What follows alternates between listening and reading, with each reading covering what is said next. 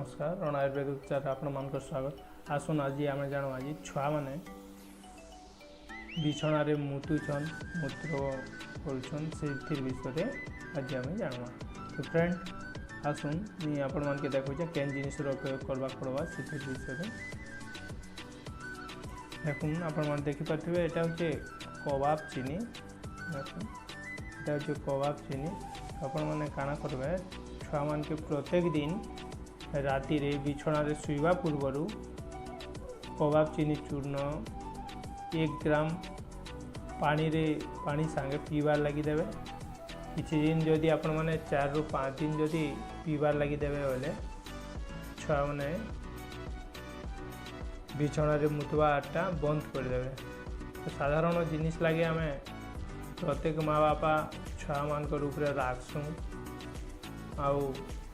आमर टी मनमालिन्य रही तो से जिनिसटा छुआ मान रूप रागी करी किसी असंतोष करवार नहीं ना। तो आपण मैंने जरूर ये स्ट्रिपटा आपने करी छुआ मैंने बिछणार परिश्रा करवार मुक्ति पाई पारे।